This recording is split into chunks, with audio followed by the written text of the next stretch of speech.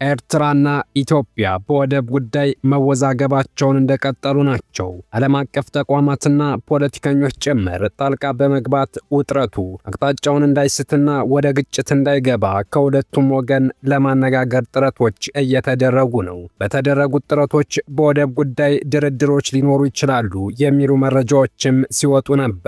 ሆኖም ከኤርትራ በኩል በወጣ መረጃ የተጀመረ ድርድር እንደሌለና ወደፊትም በዚህ ጉዳይ ድርድር ላይኖር እንደሚችል ገለጻ ተሰጥቷል። ጠቅላይ ሚኒስትር አብይ ባለፈው ባደረጉት ንግግር ጎረቤቶቻቸውን ሳይረፍድ ለድርድርና ውይይት በራቸውን እንዲከፍቱ ጠይቀው ነበር። የአሰብ ጉዳይ ከቀን ወደ ቀን አጀንዳው እየጠነከረ በመሄድ ላይ ነው። በድርድር ወይም ውይይት የማይቻል ከሆነ ጉዳዩ ወደ ግጭት ሊያመራ እንደሚችል የብዙዎች ስጋት ሆኗል። ኢትዮጵያ አሰብን ለማግኘት የቀሯት አማራጮች ምንድን ናቸው? ሪፖርተር እትሙ ላይ በዚህ ጉዳይ ሰፋ ያለ መረጃ ይዞ ወጥቷል። ኢትዮጵያ አሰብን ለማግኘት የቀሯትን መጨረሻ አማራጮች ምን እንደሆነ ከወቅታዊ ሁኔታዎች ጋር እያጣቀስን እናያለን። መልካም ቆይታ። እስካሁን ባለው ሁኔታ ኢትዮጵያ ያነጣጠረችው አሰብ ላይ ነው። ይህን በሰላማዊ መንገድ ወይም በሰጥቶ መቀበል ለማግኘት ላለፉት ዓመታት ጥረቶች ስለመደረጋቸው መረጃዎች ያሳያሉ። የሁለቱ ሀገራት ግንኙነት እንዲሻክር ያደረገውም አንደኛው ይህ የወደብ ጉዳይ ስለመሆኑ መረጃዎች አሉ። ኢትዮጵያ ከወደብ ተነጥዬ አልቀርም በማለቷና ኤርትራ ደግሞ በዚህ ጉዳይ መረር ያለ አቋም በመያዟ የግጭት ድባብ እንዲፈጠር ሆኗል። ግጭት ውስጥ ከተገባ አደገኛ ነገር ሊፈጠር ይችላል። ቀጠናው እንዲታመስ የሚፈልጉ በርካታ ኃይሎች ያሉ በመሆናቸው ግጭቱ የማያባራ እንደሆነና ምስራቅ አፍሪካን እስከ ወዲያኛው ሊያተራምሰው ይችላል። ይህ ከመፈጠሩ በፊት ሁለት ሀገራት ቁጭ ብለው ተነጋግረው በሰላማዊ መንገድ እንዲፈቱት ብዙዎቹ እየመከሩ ነው። አማራጮችንም እያቀረቡ ነው። አቶ ደረጀ አሁን ያለው የመጀመሪያ አማራጭ ኢትዮጵያ ወደቡን በኃይል መያዝ ነው ይላሉ። የመጀመሪያው አማራጭ ኢትዮጵያ የባህር በር የማግኘት መብቷን በሙሉ ወታደራዊ ኃይል ተጠቅማ ማስፈጸም ነው። በእርግጥ በዚህ ባለንበት ዘመን የሌላውን ሀገር መሬት በኃይል የወሰዱ ወስደውም ያልመለሱና ባደረጉትም ተግባር በሕግ ያልተጠየቁ ሀገሮች አሉ ሲሉ ማሳያ ይጠቅሳሉ።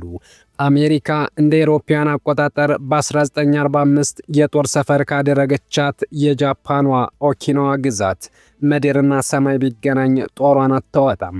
ጓንታናሞን ደግሞ ለባለቤቷ ለኩባ አትመልስም። ሩሲያ አፍጋዚያንና ሳውዝ ኦቲሺያን ከጆርጂያ አሁን ደግሞ እነ ዶንባስን ከዩክሬን ወስዳለች፣ መቼም አትመልስም። እንግሊዝ የአርጀንቲናን ፎክላንድ ደሴት በኃይል ከወሰደች ብዙ ዓመታት ተቆጥረዋል። እስራኤልም የፍልስጤምን መሬት ቀስ በቀስ ቀናንሳ በራሷ አስተዳደር ስር ከዋለች የአንድ ጎልማሳ ሰው ዕድሜ አስቆጥራለችና ኢትዮጵያም በኃይል ብትይዝ ከዚህ በኋላ ሕጋዊ የግዛቱ አካል ማድረግ ትችላለች ሲሉ ይመክራሉ።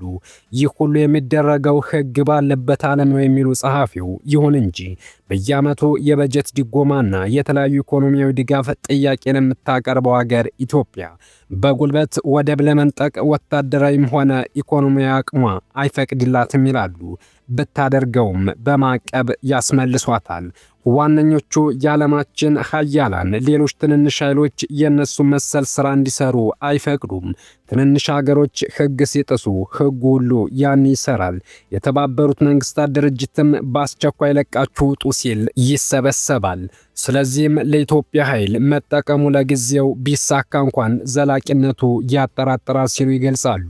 ኢትዮጵያ የኃይል አማራጭ ብትጠቀም አሰብን መያዝ እንደምትችል፣ ነገር ግን ከዚያ በኋላ ደግሞ ጠንከር ያሉ ጫናዎችና ማዕቀቦች ሊመጡ እንደሚችሉ ስጋታቸውን ይገልጻሉ። በእርግጥም ይህ የመሆን እድል አለው። ቀይ ባህርን በብቸኝነት መቆጣጠር የሚፈልጉት የአረብ ሀገራት የኢትዮጵያን ወደዚያ ስፍራ መመለስን አይፈልጉም። ስለዚህ ጫናዎችና ማዕቀቦች ሊኖሩ መቻላቸው ግልጽ ነው። ቢሆንም ግን ኢትዮጵያ ወደብ በኃይል መያዝ አንደኛ አማራጭ እንዳላት የሪፖርተር ዘገባ ይገልጻል። ሁለተኛው አማራጭ በተለይም በተደጋጋሚ ስለመመከሩ የሚነገረው በድርድር አሰብን ማግኘት ነው። ይህ እጅግ ሰላማዊ የሆነ አማራጭ ከኤርትራ ጋር በመነጋገር የሰጥቶ መቀበል ሰዓትን በመከተል እነሱም ተጠቅመው ሌላውን እንዲጠቅሙ በረጅም ጊዜ ኪራይ ወይም ተመጣጣኝ ዋጋ ባላቸው ነገሮች ልውውጥ ማድረግ ማከናወን ይቻላል። ይህ መንገድ ሁለቱንም ጎረቤት ሀገሮች ከሞላ ጎደል የሚጠቅምና በእኩልነት የሚያይ የድርድርም ሆነ የስምምነት መንፈስ መንፈስ ያዘለ ሰላማዊና ህጋዊ እንዲሁም እጅግ ዘላቂነት ያለው መንገድ ነው። ኢትዮጵያ አሰብን በድርድር ለማግኘት ሙከራ ያደረገችው ከ6 ዓመታት በፊት ነበር። የኢትዮጵያ መርከብም መልቋን በዚያ ወደብ ላይ ጥላ ነበር። ከአሰብ ወደ ኢትዮጵያ የሚያስገባ መንገድም ጥገና ተደርጎለት ነበር። ጠቅላይ ሚኒስትር አብይም አሰብን መጎብኘታቸው ይታወሳል። መረጃዎች እንደሚያሳዩት ኢትዮጵያ ለኤርትራ አንዳች ነገር በለውጥ በመስጠት አሰብን የመቀበል ፍላጎት ነበራት። ሆኖም ግን አልተሳካም። አቶ ደረጀ በሶስተኛ አማራጭነት የሚያቀርቡት በሕግ ላይ ተንተርሶ በመከራከር በዓለም አቀፍ አደባባይ አሸንፎ ወደቡን መረከብ ነው። በእርግጥ ይህ ቢሳካ ግጭት ሊቀሰቅስ ይችላል። በተለይ ኤርትራ የብዙ ዓለም አቀፍ ሕጎች ስምምነት አካል ያልሆነች በመሆኑ አልቀበልም የማለት እድሏ ሰፊ ነው። ይህም ወደ ግጭት ሊያስገባ ይችላል። ይህ ተስፋ የሚሆነው ኢትዮጵያ ወደቡን በኃይል እንዳልያዘች ስለሚታወቅ ግጭት ቢፈጠርም ዓለም አቀፍ ጫና ውስጥ እንዳትወድቅ ያደርጋታል። ይህ አማራጭ ሁለት ስልቶች አሉት ይላሉ አቶ ደረጀ። የአሰብ ግዛት ከ150 ዓመታት በፊት ያለ አግባብ በሽያጭ የተወሰደ መሆኑን በማንሳት በንጉሠ ነገሥቱም ሆነ በደርግ ዘመን የነበሩት የኢትዮጵያ መንግስታት የሚያስተዳድሩትን ግዛት ለአስተዳደራዊ አመችነት በፈቀዱት ቦታና መዋቅር በመቀያየር የማስተዳደር ህገ መንግስታዊ ስልጣን ነበራቸው። የኢህአዴግ የሽግግር መንግስት እነሱ በነበራቸው ስልጣን ያደራጁትን የአስተዳደር መዋቅር በመሰረዝ በህዝብ የተመረጠ መንግስት እንዳቋቁም ብቻ የተሰጠውን የሽግግር ወንበር ባልተገባ መንገድ በመጠቀም ህገ መንግስታዊ ባልሆነ መንገድ ከኤርትራ ኃይሎች ጋር የነበረውን ወታደራዊ ጥምረት በማስቀደም የአገሪቱን ግዛት አሳልፎ ለማይገባው አካል ሰጥቷል። ይህ ድርጊት ከ150 ዓመታት በፊት ከተከናወነው የአሰብ ህገወጥ ሽያጭ ድርጊት ጋር ይመሳሰላል።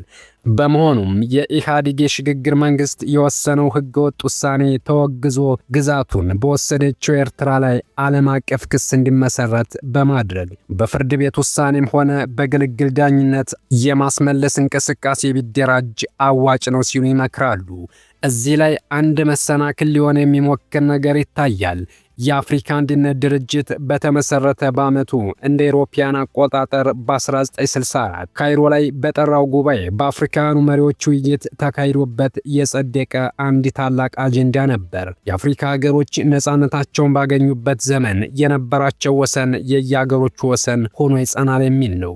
ይህ ማለት ኤርትራ ከጣሊያንም ሆነ ከእንግሊዝ ነፃ ያወጣችው ከነወደቦቿ ስለነበር የአሰብ ወደብ በኤርትራነቱ ይጸናል ማለት ነው። ይህንን ውሳኔ የሚገዳደረው ግን ከነፃነት በኋላ በዓለም አቀፍ ደረጃ ህጋዊ ይሁንታ አግኝቶ እንደ አውሮፓውያን አቆጣጠር በ1952 ከኢትዮጵያ ጋር በፌዴሬሽን ስርዓት የተሳሰረው የኤርትራ መንግስት ከ10 ዓመታት በኋላ ኖቬምበር 14 ቀን 1962 በራሱ በኤርትራ ምክር ቤት ውሳኔ ፌዴሬሽኑን አፍርሶ ከኢትዮጵያ ጋር ሲቀላቀል ከነወደቦቹ ነበር።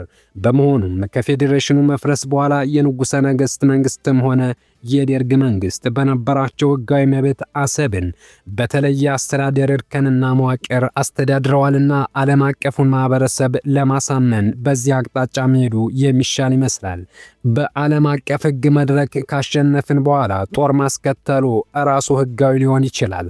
አቶ ደረጀ የጦርነት አማራጭ የመጀመሪያ መሆን የለበትም ሲሉ የሚመክሩ ሲሆን ዓለም አቀፉ ህግ ከፈቀደ በኋላ ግን ወደ ኃይል አማራጭ መግባት ከጉዳቱ ጥቅሙ ያመዝናል ባይ ናቸው። የወደቡ ጉዳይ አሁን ላይ ገፍቶ ለግጭት ስጋት እስከመሆን ደርሷል። ኢላማዋ አሰብ እንደሆነች በግልጽ እየታየ ነው።